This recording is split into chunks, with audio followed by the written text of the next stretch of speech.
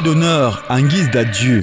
Ultime hommage rendu par des personnalités, collaborateurs, proches, amis et connaissances au sortir de la messe de recommandation de l'âme de Clémentine Antoinette Ananga Messina au Seigneur. La douleur est profonde et perceptible. Le temps au recueillement et c'est le lieu d'évangélisation sur la symbolique de la mort. La mort nous révèle tout simplement que nous sommes des êtres apariaux, c'est-à-dire des êtres contingents, limités dans le temps et dans l'espace.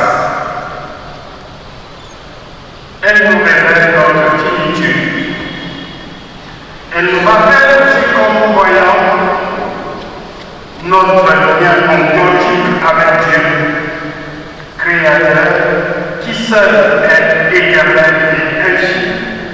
À n'en point douter, la mort nous rappelle notre condition humaine précaire. Un moment d'introspection souhaité opportunément dans cette célébration eucharistique. Je voudrais que cette cérémonie soit une action de grâce au Seigneur et une communion fraternelle aux états d'âme des enfants de la défunte, enfants désormais orphelins de mère, et aussi de son époux, lui désormais veuf.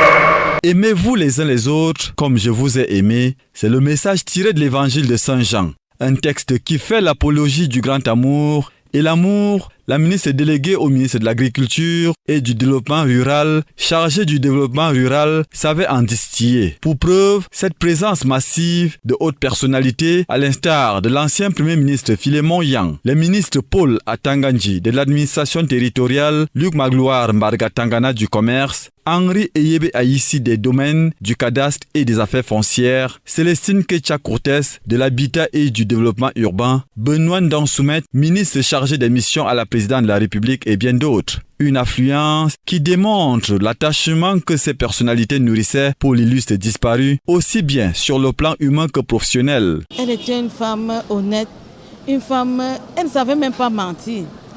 Comme certains pour se donner raison, non, elle te dit la vérité, que ça, ce n'est pas possible, elle préfère se taire. Elle était notre socle, notre, comment on dit, mentor. C'est celle qui faisait tout. Des grandes choses, c'était elle. Parce qu'on a perdu nos grands frères, c'était elle qui est restée vraiment l'homme de la maison.